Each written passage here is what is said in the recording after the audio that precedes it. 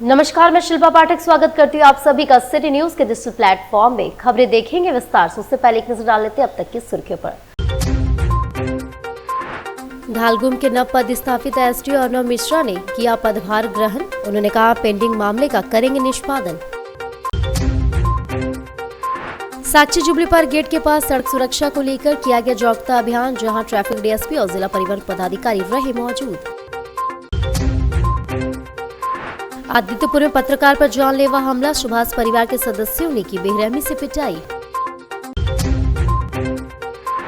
और पोटका में ट्रक चालक से चाकू की नोक पर हुई लूट, पुलिस ने 2 अपराधियों को धर दबोचा। धालगुम के नव पदस्थापित एसडीओ अर्णव मिश्रा ने किया पदभार ग्रहण। कहा, जनता की समस्याओं पर त्वरित कार्रवाई करना उनकी पहली प्राथमिकता होगी। भारतीय प्रशासनिक सेवा के 2023 बैच के पदाधिकारी अर्णव मिश्रा ने धालगुम के अनुमंडल पदाधिकारी के रूप में विधिवत पदभार ग्रहण किया। इस अवसर पर सिटी न्यूज से खास बातचीत में एसडीओ अर्णव मिश्रा ने कहा कि जनता की समस्याओं पर त्वरित कार्रवाई करना उनकी प्राथमिकता होगी। उन्होंने कहा कि पुराने पेंडिंग मामलों का निष्पादन किया जाएगा। नया साल है, पहले तो जमशेदपुर वासियों को नया साल के मौके पर क्या कहेंगे आप? सबसे पहले तो आप सभी को मेरी ओर से जोहार। सभी जमशेदपुर के निवासियों को मेरी तरफ से नव वर्ष की हार्दिक बधाइयाँ। और ये नव वर्ष मेरे लिए भी एक नई पोस्टिंग लेके आया है, एक नई ऊर्जा लेके आया है। और मैं आशा करूंगा और मैं अपनी पूरी कोशिश करूंगा कि जो भी चीज़ें हैं, जो भी यहाँ की, उनसे रूबरू हो सकूं, जल्दी से जल्दी उन चीज़ों को समझ सकूं और जल्दी से जल्दी जो भी यहाँ पे चीज़ें हैं उनको आगे बढ़ाएं। जो कार्यभार, जो भी चीज़ें आज तक अभी तक रह गई थी, उन सभी चीज़ों को आगे ले और नई शक्ति के साथ हम आगे बढ़ें। चुनौती क्या है सामने अभी आपका काम का यहाँ पर? अभी देखिए, अभी जैसे कि मैंने जब ज्वाइन किया है तो मुझे पता चला है कुछ समय से कि कोर्ट केसेस की पेंडेंसी एंड कई सारी ऐसी चीज़ें हैं, या फिर जैसे इंक्रोचमेंट का यहाँ पे मुद्दा है जो कि एक समय से चलता है आ रहा है। तो उन्हीं सब चीज़ों पे किस तरीके से हम उनको और बेहतर तरीके से सॉल्व कर सकते हैं, जैसा कि हमसे पहले आने वाले ऑफिसर्स ने भी उन पे एफर्ट किया है और उन्होंने भी बहुत हद तक उनको सुलझाने की कोशिश करी है। लेकिन फिर एक बार हम उसको नई एनर्जी के साथ एक बार फिर एक नए तरीके से देख के कि कैसे उनको और अच्छे से सॉल्व किया जा सके, उस ओर अग्रसर रहेंगे। साक्षी जुबली पार्क गेट के पास सड़क सुरक्षा को लेकर जागरूकता अभियान चलाया गया। ट्रैफिक डीएसपी और जिला परिवहन पदाधिकारी रहे मौजूद।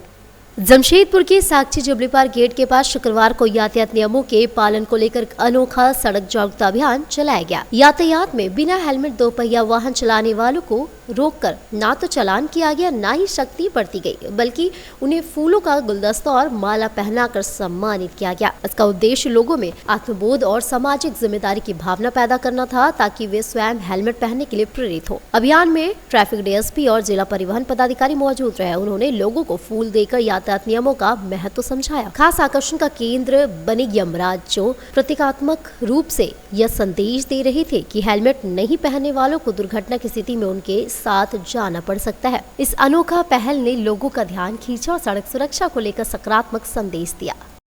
जनवरी के बीच में सड़क सुरक्षा माह मनाया जाता है। इसी के आलोक में उपायुक्त महोदय के निर्देशानुसार पूरे जिले में सड़क सुरक्षा को लेकर के ये सड़क सुरक्षा माह मनाया जा रहा है। उसी के क्रम में आज लोगों को जागरूक करने के लिए सम्मान के साथ फूल और माला देकर के, ताकि हेलमेट पहने और अपने परिवार को सुरक्षित रख सकें। चल रहा है, इसी तहत आप लोगों को जागरूक करना है। तो वही जागरूकता के लिए लोग को जागरूक करना है, उनको महसूस कराने कि आप हेलमेट हमारे लिए आप अपने लिए पहनिए और उनको फूल देकर स्वागत कर रहे हैं। भाई सही सोच है, मेरा कोई इंटेंशन आपको गलत नहीं है, आपको पहनाने का हम हेलमेट चेक करते हैं, आपकी सोच उद्देश्य है कि आप सुरक्षित रहिए, एक्सीडेंट का रेट हम लोग घटा। आदित्यपुर में पत्रकार पर जानलेवा हमला, सुभाष परिवार के सदस्यों ने की बेरहमी से पिटाई। आदित्यपुर थाना क्षेत्र के हरिओम नगर में करीब 11:30 बजे पत्रकार अंकित शुभम और उनके परिवार पर जानलेवा हमला किए जाने का मामला सामने आया। आरोप है कि सुभाष यादव उनके परिवार के सदस्यों ने मिलकर अंकित, शुभम, उनके पिता, माता और बहन की बेरहमी से पिटाई की, जिसमें सभी गंभीर रूप से घायल हो गए। अंकित के पिता ने बताया कि मामूली पार्किंग विवाद के बाद सुभाष यादव ने अपने रिश्तेदार सीआरपीएफ जवान और संजीव कुमार को बुलाया और लाठी डंडे से घुसकर घर में जमकर हमला किया। हमलावरों ने 4 पहिया वाहन से कुचलने की भी कोशिश की। इस दौरान सोने की चेन छीनने का प्रयास किया गया। स्थानीय लोगों के हस्तक्षेप से पीड़ितों की जान बच सकी। पुलिस के अनुसार पार्किंग को लेकर नोकझोंक के बाद मारपीट हुई। अंकित शुभम को नाक में गंभीर चोट आई है। थाना प्रभारी ने बताया कि लिखित आवेदन के आधार पर जांच शुरू कर दी गई है और दोषियों को बख्शा नहीं जाएगा। घटनास्थल के आसपास लगे सीसीटीवी फुटेज खंगाले जा रहे हैं। ना यही हुआ कि गाड़ी ज़्यादा की गाड़ी निकालते उसके पहले से अपना स्कूटर जो है स्टार्ट कर रहा था। स्टार्ट नहीं होने के कारण से 2-3 मिनट मारा, स्टार्ट नहीं हुआ तो गाड़ी ला करके सटा दिया ज़्यादा निकाल कर।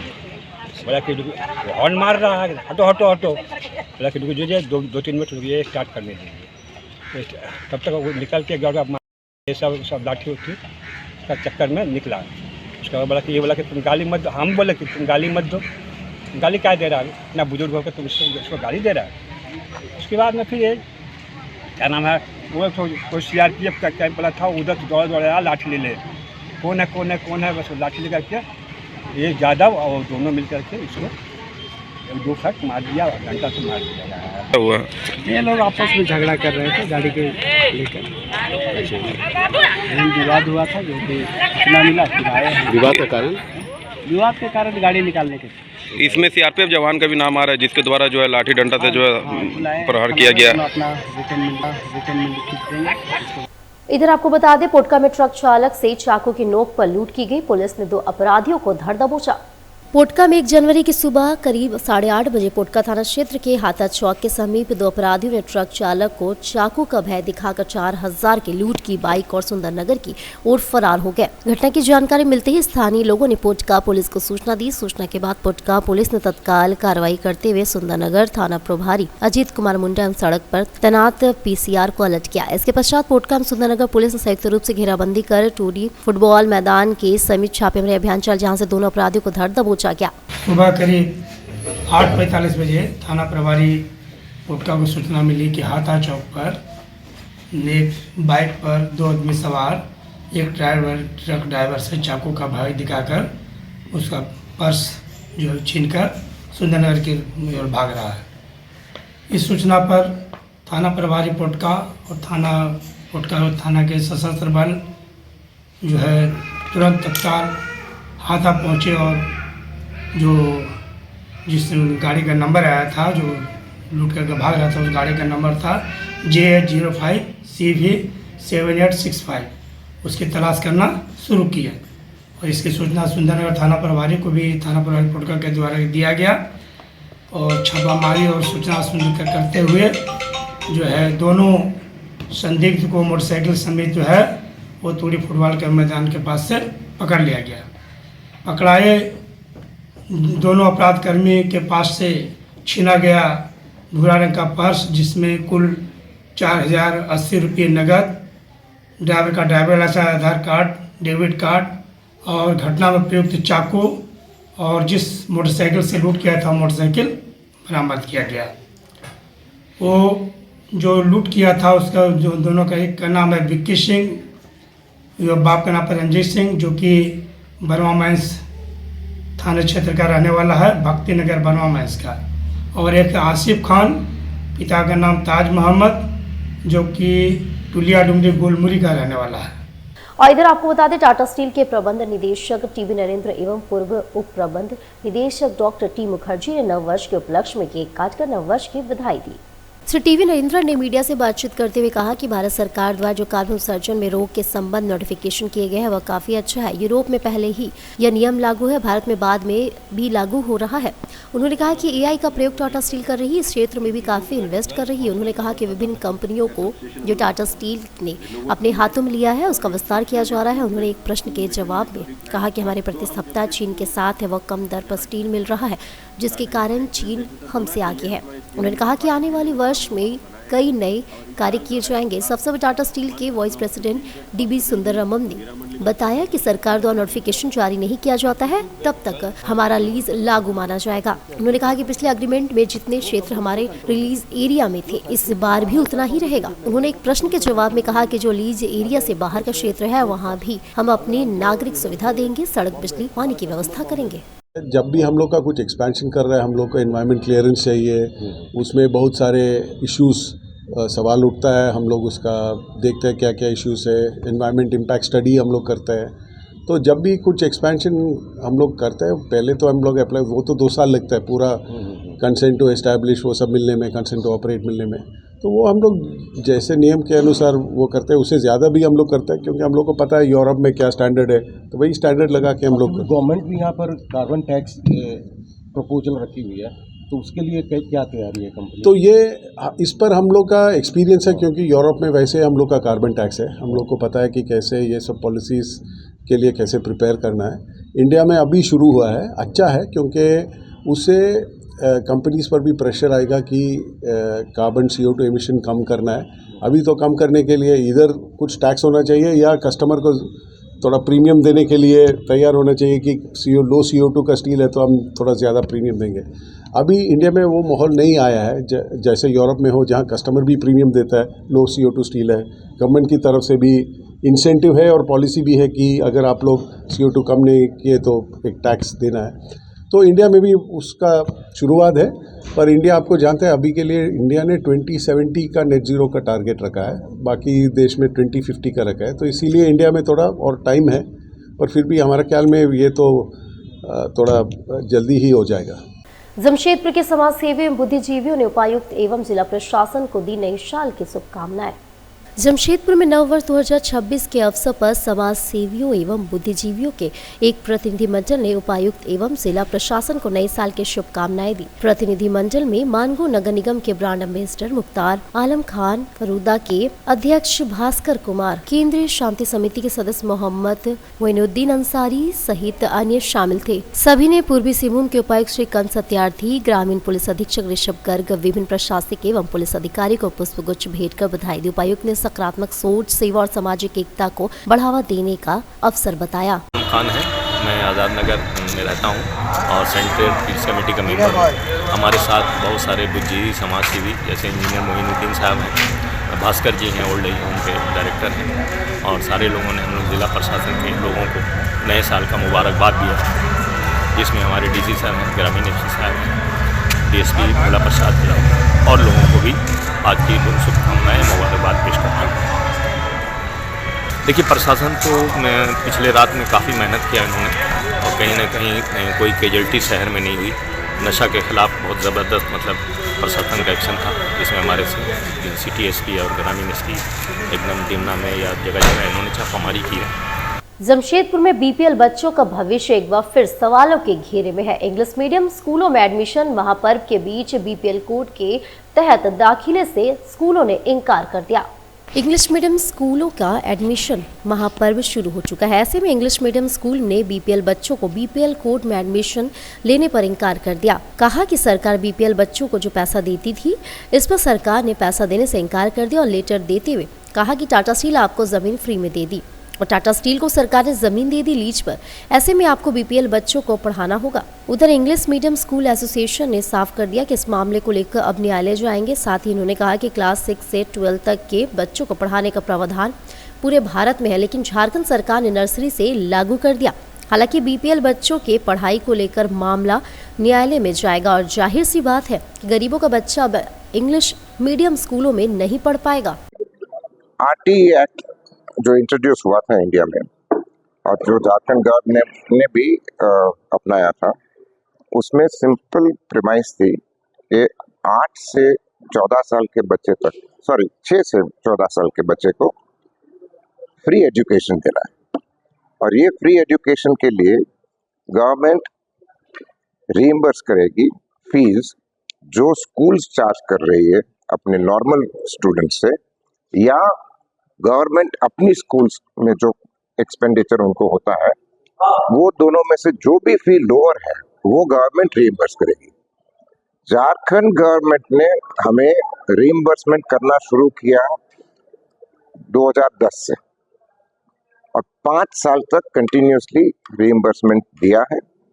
पिछले 5 साल से बंद कर दिया, और आज सडनली हमें बताया गया है कि हम आगे से आपको ये फी रीइंबर्समेंट नहीं करेंगे। इंसिस्ट कर रहे हैं कि हम कंटिन्यूसली 25% BPL स्टूडेंट्स को लेते जाएं, एंड वो उनको हम फ्री पढ़ाएं एट आवर कॉस्ट। ये पूरे इंडिया में एक जमशेदपुर सिटी ऐसी है जिसमें ये लागू है। इंडिया में कोई भी सिटी ऐसी नहीं है।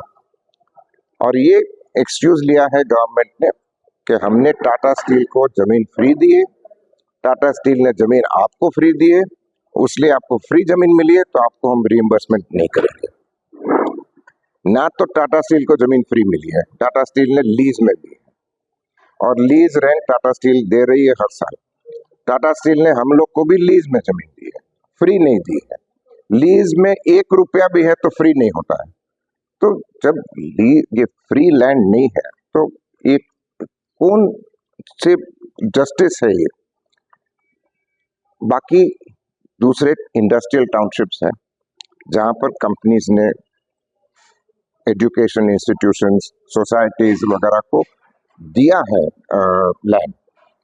रांची, झारखंड में स्टोरी है, बोकारो स्टील अथॉरिटी ने कितनी सोसाइटीज को लैंड दी है जहां पर स्कूल उठी है, मगर वो स्कूल्स को रीइंबर्समेंट कर रही है गवर्नमेंट। धनबाद में सेंट्रल कोलफील्ड्स, उनको लीज में लैंड दिया है गवर्नमेंट ने और सेंट्रल कोलफील्ड्स ने सोसाइटीज को दिया है जहां पर वो लोग अपने स्कूल्स चला रहे हैं, उनको भी रीइंबर्समेंट कर रही है झारखंड गवर्नमेंट।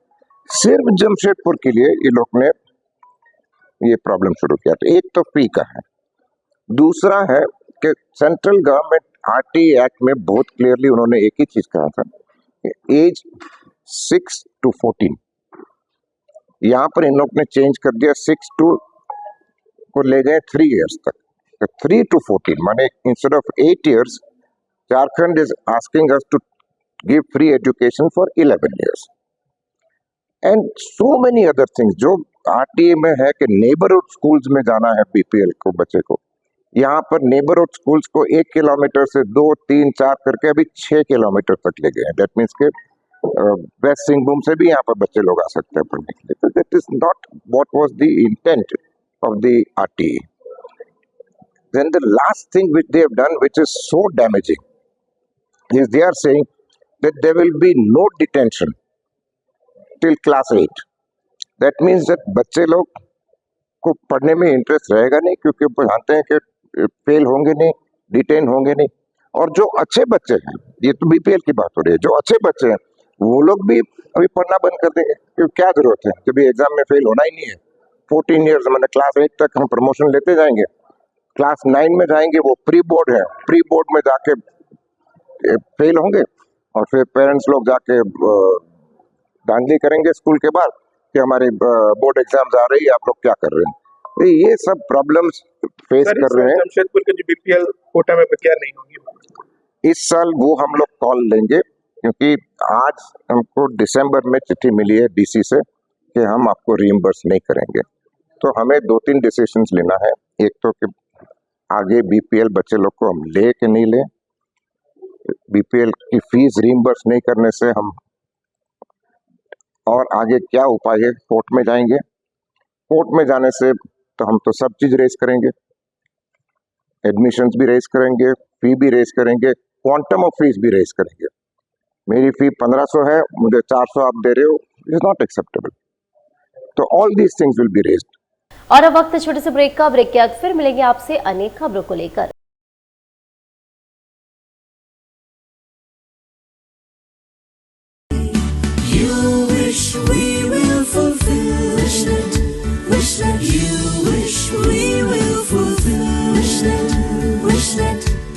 विशनेट ब्रॉडबैंड, আপনার ब्रॉडबैंड साथी। घर का पहला स्वागत होता है दरवाजे से, और जब दरवाजा हो एएस ट्रेडर्स का तो हर नजर ठहर जाती है। एएस ट्रेडर्स डिजाइन डोर, जहां आपको मिलता है डिजाइनर वुडन डोर्स और विंडोज, मेमरिंग, लेमिनेशन, सनमाइका, प्रीमियम शीशम और सागवान के दरवाजे, सब कुछ आपकी जरूरत और पसंद के अनुसार कस्टमाइज। यहाँ आपको रिजनेबल प्राइस पर सभी प्रकार के दरवाजे उपलब्ध होंगे। मजबूती, खूबसूरती और कारीगरी का बिजोड़ संगम, यही है हमारी पहचान। तो आइए अपने घर को दीजिए नई पहचान। हमारा पता है AS traders, main road, Bhuiyadih, Lakdital, Jamshedpur.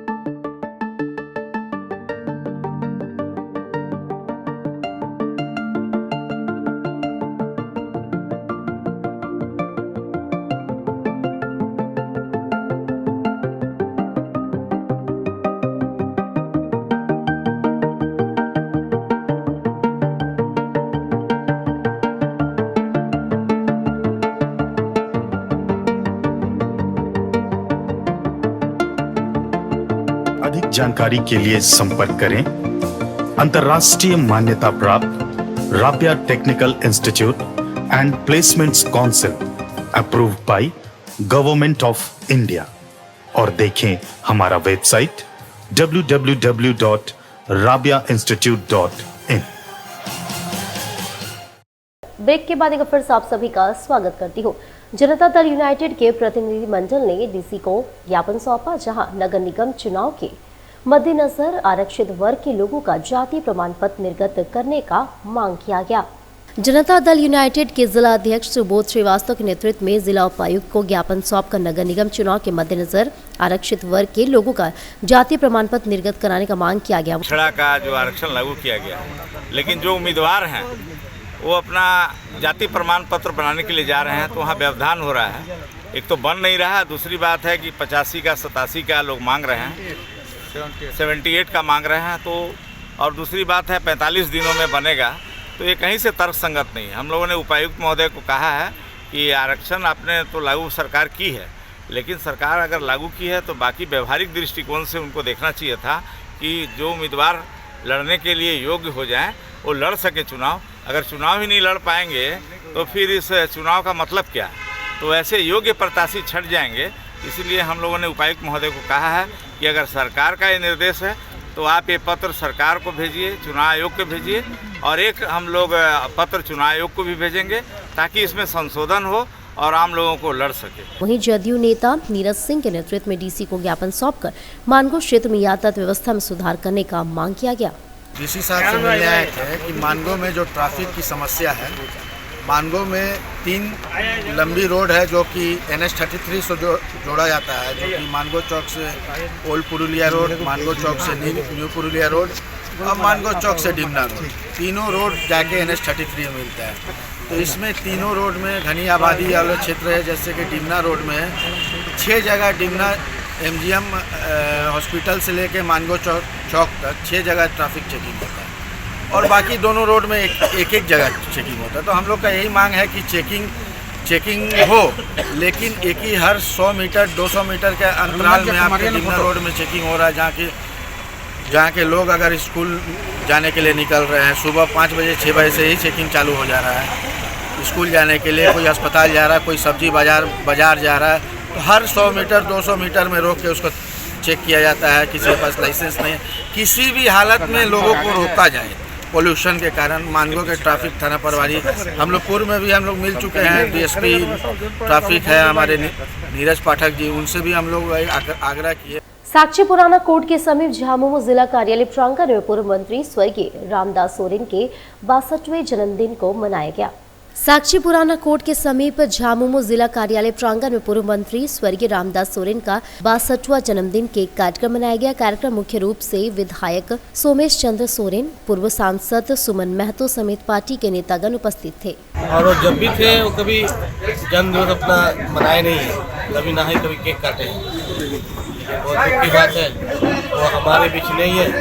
उनकी यादों में आज हम लोग उनका जन्मदिवस मना रहे हैं और इस जन्मदिन का अवसर पर हमारे घाटशिला क्षेत्र पर तो उन्हीं के नाम पे एक फाउंडेशन खोला गया है, जो रामदास सोरेन फाउंडेशन। और रामदास सोरेन फाउंडेशन के तहत उस एरिया के घाटशिला विधानसभा के जो कर्म क्षेत्र है, उस क्षेत्र के लिए वहाँ के छात्रों के लिए RDS एकेडमिक खोला गया, जो निःशुल्क है। वो कोचिंग सेंटर है। उस कोचिंग सेंटर में नीट और JEE का प्रिपरेशन तैयारी किया जाएगा। उसके साथ साथ उनके ही यादों में उन्हीं के नामों में एक ड्राइविंग स्कूल भी खोला गया और वो भी निःशुल्क रहेगा। और हेल्थ के लिए विधायक निधि से एक एम्बुलेंस भी दिया गया हमारे घाटशिला अनुमंडल हॉस्पिटल का। उनके यादों में उनका नाम बहुत आज करने का मौका मिला, जो सारे जनता मिलकर हम लोग किए। और आशा करते हैं भविष्य में भी उनका जो सोच था संगठन गठन को एक करके रखना, और संगठन को मजबूती से चलाना है। गोलमुरी मुस्लिम बस्ती में गरीब, जरूरतमंद और असहाय लोगों के बीच कंबल का वितरण किया गया। गोलमुरी मुस्लिम बस्ती में गरीब, जरूरतमंद और असहाय लोगों के बीच कंबल का वितरण किया गया। मौके पर स्थानीय विधायक पूर्णिमा साहू, साची महिला थाना प्रभारी रूपा पाल, समाज सेविका रीता पात्र और रहना बेगम भी मौजूद रही। कड़ाके की ठंड को देखते हुए समाज सेविका रिहाना बेगम के सौजन्य से आज 100 से ज्यादा जरूरतमंदों के बीच कंबल का वितरण किया गया। वहीं महिला थाना प्रभारी के द्वारा बिस्किट का वितरण किया गया। देखिए अभी सर्द के मौसम में सभी देखिए सर्द का मार जो है वो निचले पायदान पर जो व्यक्ति है उन्हें सबसे ज़्यादा पड़ती है, क्योंकि उनके पास साधन सीमित होते हैं। और इस सर्द के मौसम में कंबल का संबल प्रदान किया जा रहा है और सबसे बड़ा बात है, नेक कार्य है, तो इसमें सभी को आगे आना चाहिए। वैसे समाज एक आगे आया है और ये कंबल का वितरण किया जा रहा है, तो सभी समाज के जो वरिष्ठगण सभी को मैं धन्यवाद आभार करती हूँ कि आप भी सामने आए और अपना एक जिम्मेदारी, अपना भी योगदान दिया, इसके लिए जोहार। ये गोलमुरी बस्ती मुस्लिम बस्ती है जिसमें हम लोग कंबल का बांटने का ये करें। ठंड की वजह से जो संस्था हमारी मिली है उसमें मिराकी संस्था भी है और हम सब मिल के मिराकी संस्था इस ग्रुप को हम लोग कंबल सबको बांटे हैं। कितने लोगों के बीच बांटे आप लोगों ने? 100 के बीच में 100 कंबल थे, जिसमें हमारी चीफ गेस्ट में MLA जी भी आई थी, पूर्णिमा जी। आप सबका बहुत शुक्रिया। ह्यूमन वेलफेयर ट्रस्ट के लोगों ने नए SDO अर्नव मिश्रा को गुलदस्ता देकर सम्मानित किया। साथ ही कई विषयों पर चर्चा भी की गई, जहां ह्यूमन वेलफेयर ट्रस्ट के सेक्रेटरी मुख्तार आलम के नेतृत्व में SDO से मुलाकात की गई। साथ ही इस मुद्दे के बारे में ह्यूमन वेलफेयर ट्रस्ट के सदस्य भास्कर कुमार ने जानकारी दी। किस किस मुद्दों पर चर्चा हुई आप लोग की? सबसे पहले तो हम लोग नए बस का उनको धन्यवाद दिए और अपने शहर में आने का उनका हम लोग ने वेलकम किया बुके दे करके। और काफ़ी मिलनसार और युवा IAS हैं और इनसे काफ़ी उम्मीद हम लोगों को है। इन्होंने आश्वासन भी दिया है कि शहर में जितने भी प्रॉब्लम को है उसको हम लोग अपने हिसाब से सॉल्व करेंगे और भरोसा भी इनसे है और काफ़ी एनर्जेटिक है। हम लोग को काफ़ी आश्वासन दिए हैं कि आप लोगों के साथ जुड़ के काम करेंगे। और इधर आपको बताते चले, महाकाल परिवार चाईबासा के द्वारा अयोध्या धाम यात्रा 2026 का आयोजन हुआ। माघ मेले के शुभ अवसर पर महाकाल परिवार चाईबासा के द्वारा अयोध्या धाम यात्रा 2026 का आयोजन किया गया। यह यात्रा चाईबासा से प्रांत 10 बजे शुरू हुई, जो प्रयागराज स्नान कर वापस चाईबासा पहुंचेगी। इस अवसर श्रद्धालुओं को तिलक लगाया गया और यात्रा का नेतृत्व कर रहे भाइयों को भगवा रंग वस्त्र भेंट कर सम्मानित किया गया। और अब चलते चलते एक नजर डाल लेते अब तक की सुर्खियों पर। धालगुम के नव पदस्थापित SDO अर्नव मिश्रा ने किया पदभार ग्रहण। उन्होंने कहा, पेंडिंग मामले का करेंगे निष्पादन। साक्षी जुबली पार्क गेट के पास सड़क सुरक्षा को लेकर किया गया जागरूकता अभियान, जहां ट्रैफिक DSP और जिला परिवहन पदाधिकारी रहे मौजूद। आदित्यपुर में पत्रकार पर जानलेवा हमला, सुभाष परिवार के सदस्यों ने की बेरहमी से पिटाई। और पोटका में ट्रक चालक से चाकू की नोक पर हुई लूट, पुलिस ने 2 अपराधियों को धर दबोचा। तो आज के इस बुलेटिन में बस इतना ही। कल फिर मिलेंगे और खबरों को लेकर। नमस्कार।